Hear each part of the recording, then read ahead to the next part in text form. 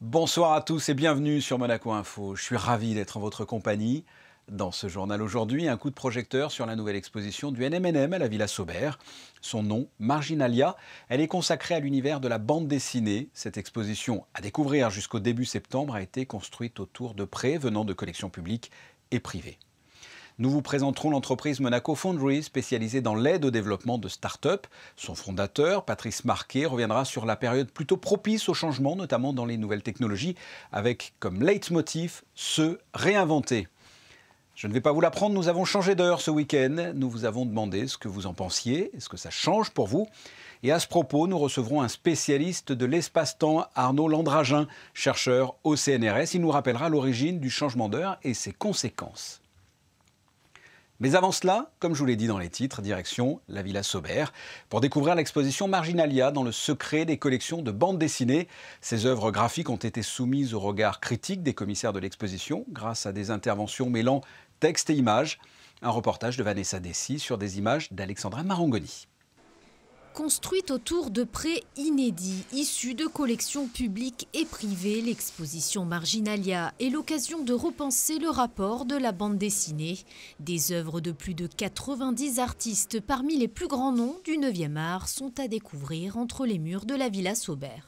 On a plus de 350 œuvres, on a organisé 10 sections qui racontent à la fois l'histoire, on va dire, de la bande dessinée, il y a un petit propos chronologique, et en même temps qui essaie d'expliquer en quoi la bande dessinée est un art, on va dire, majeur, mérite d'être considéré, disons, au même titre que ce qu'on considère généralement comme un art majeur, est un art qui porte des grandes questions de société, des grandes questions liées à l'inconscient collectif ou propre à chaque artiste. Et on a pléthore d'univers à explorer et beaucoup de questions à approfondir au cours de cette exposition. Marginalia fait écho à l'une des premières expositions organisées par le NMNM en 2006, intitulée Beauté insensée.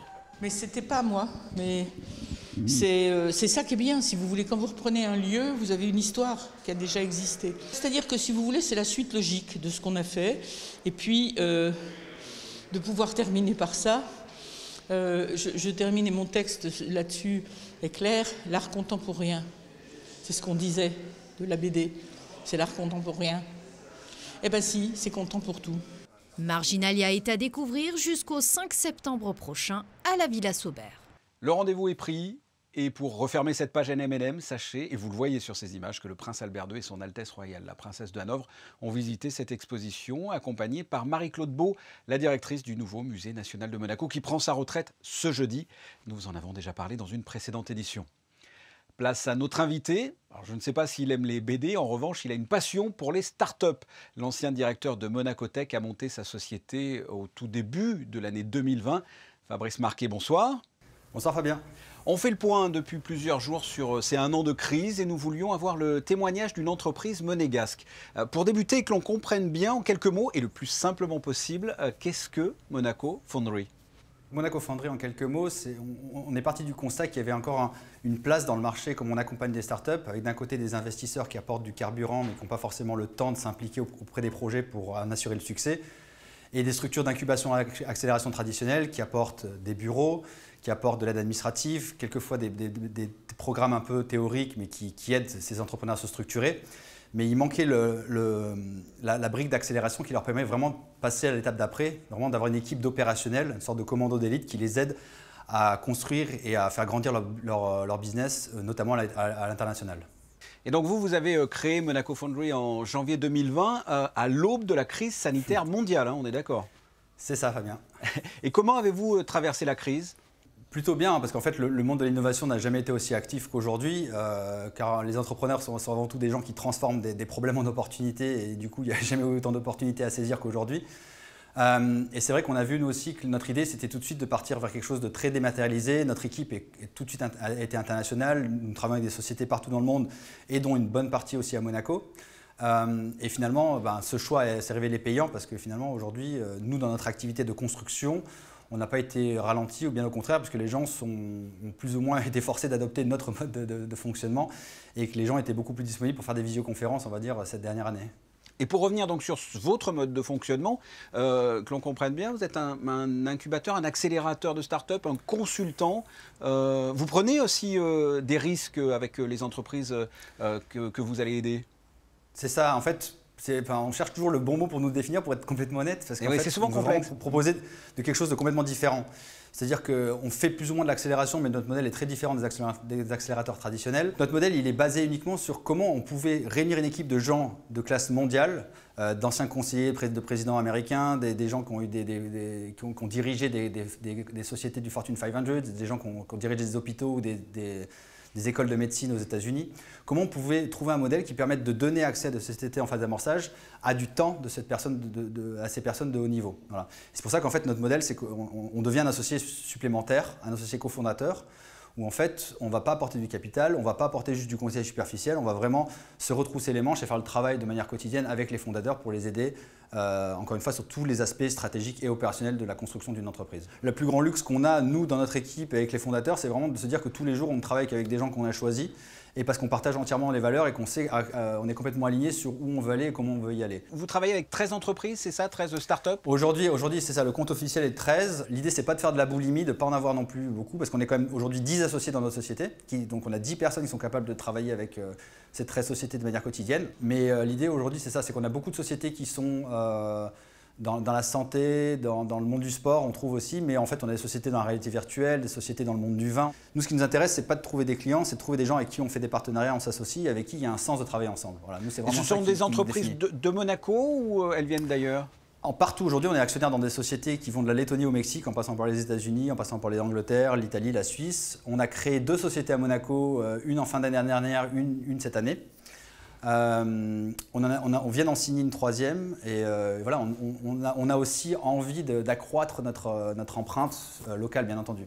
Alors vous avez dit, vous, que la crise ne vous a pas impacté. Est-ce que cette crise a impacté les entreprises avec qui vous travaillez? Est-ce que c'est justement parce que la crise est intervenue, est arrivée, que ces entreprises ont eu besoin de vous, par exemple? Je ne dirais pas qu'elle ne nous a pas impacté, c'est qu'elle nous a forcé à voir les choses un peu différemment, à la limite de renforcer de manière un peu radicale notre vision long-termiste et de saisir d'opportunités. On est actionnaire d'une société italo-suisse qui fait des nouvelles techniques de séquençage génétique et l'année 2020 devait être l'année où ils devaient exploser les ventes et ça a été compliqué pour eux à ce niveau-là. Oui. Donc ils ont été forcés à se réinventer.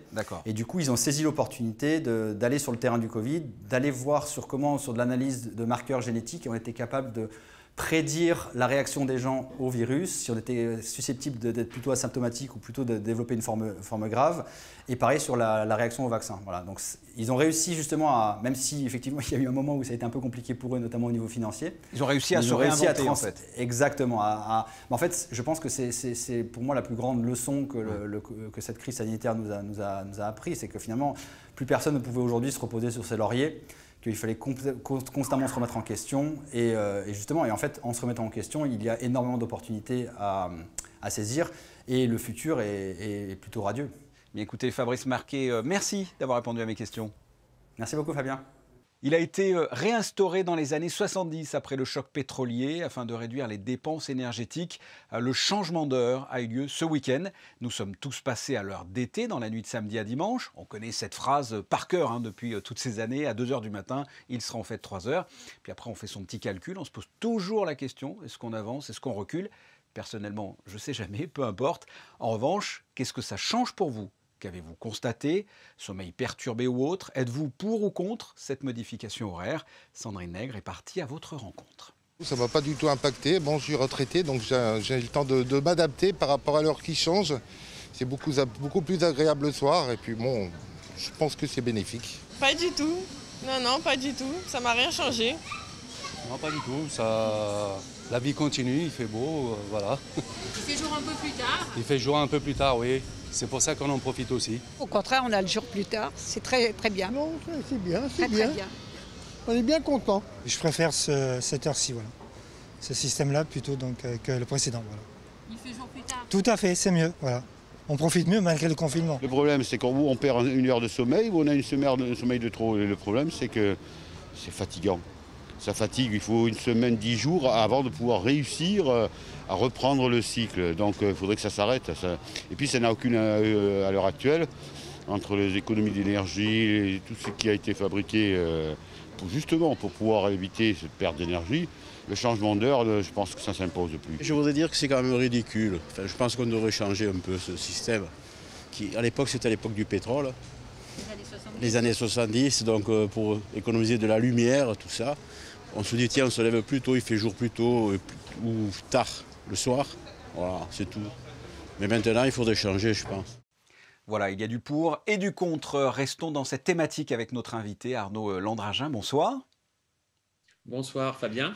On peut dire que vous êtes l'homme de la situation parce que vous êtes chercheur au CNRS et directeur du laboratoire Système de référence temps-espace. Waouh. Le changement d'heure, un rappel, ça a été mis en place en France dans les années 70 pour économiser de l'énergie, c'est bien ça ? Ça a été mis en place dans les années 20, ensuite jusqu'à la fin de la Deuxième Guerre mondiale, et ensuite ça a été remis en place dans les années 70. Et pourquoi l'a-t-on remis en place pour ces fameuses économies ? Le choc pétrolier ? Alors, l'argument, c'était vraiment les économies d'énergie. On était en pleine première donc, crise pétrolière, et donc l'argument, c'était donc limiter notamment l'éclairage en particulier. Et de nos jours, j'ai cru comprendre que ça ne servait plus à rien. Vous êtes d'accord avec ça ? Alors, moi, personnellement, je ne suis pas spécialiste, mais les chiffres que j'ai vus, effectivement, c'est très, très peu. Hein. On parle en même pas peut-être % de la consommation électrique.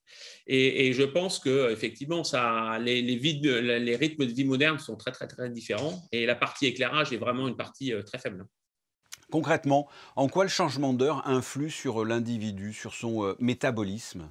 Il me semble que c'est plus un problème de synchronisation avec le soleil. Hein. Le corps, il réagit au soleil et on sait que si on n'est pas bien synchronisé sur le soleil, ça joue notamment sur le sommeil et sur l'état de santé de manière générale. Hein. Les gens qui travaillent de nuit sont connus pour avoir une espérance de vie quand même réduite. Voilà. Au niveau du changement d'heure, c'est complexe pour arriver à faire changer l'heure à toute une population. Alors, en fait, nous, techniquement, c'est assez facile. Hein.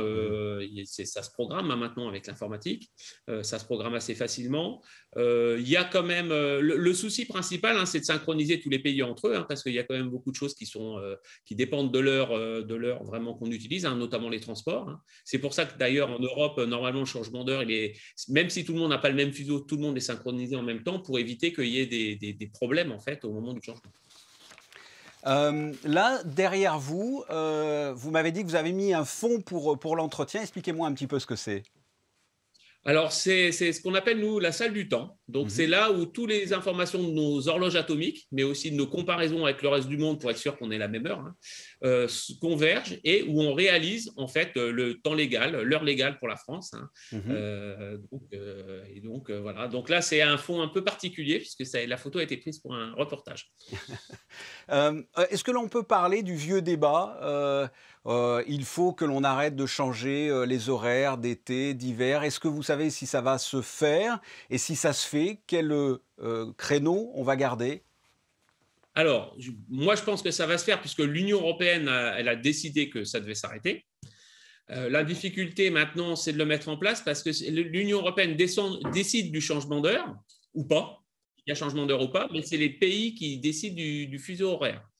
Et donc, il y a un souci de convergence entre les pays afin qu'on ne se retrouve pas avec une mosaïque d'heures différentes et que, par exemple, quand on va de France en Pologne, on avance une heure d'un côté, puis après, on l'enlève en arrivant de l'autre côté. Voilà.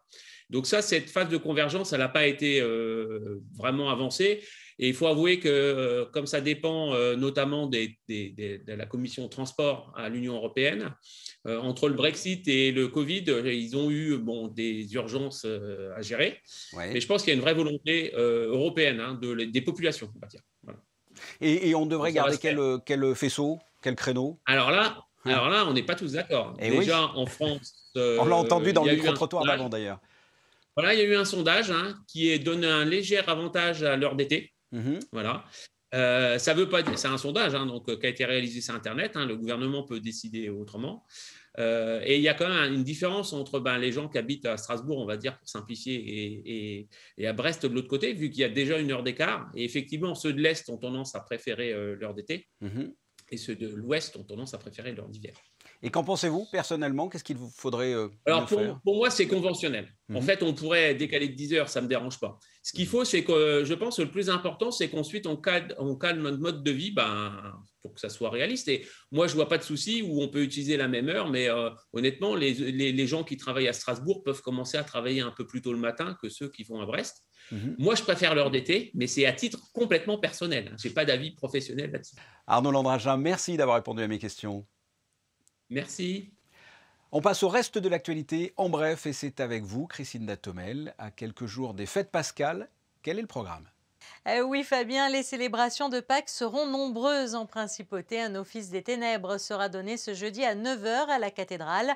S'en suivra une messe de la Seine à 17 h, toujours à la cathédrale, mais aussi dans les églises de Sainte-Dévote, du Sacré-Cœur et de Saint-Nicolas. À 17 h 30, l'église Saint-Charles célébrera aussi la messe de la Seine, tout comme la chapelle des Carmes, mais cette fois à 18 h. À noter également que vendredi 2 avril, à 9 h, la cathédrale donnera un office des ténèbres également. Un office des ténèbres, on dit comme ça, c'est toujours impressionnant. Le musée d'anthropologie préhistorique de Monaco ouvre ses portes à Pâques. Effectivement, des ateliers seront organisés l'après-midi du lundi de Pâques pour les enfants. Les petits s'inspireront d'objets préhistoriques pour décorer des œufs grâce à des techniques artistiques comme la peinture et le modelage.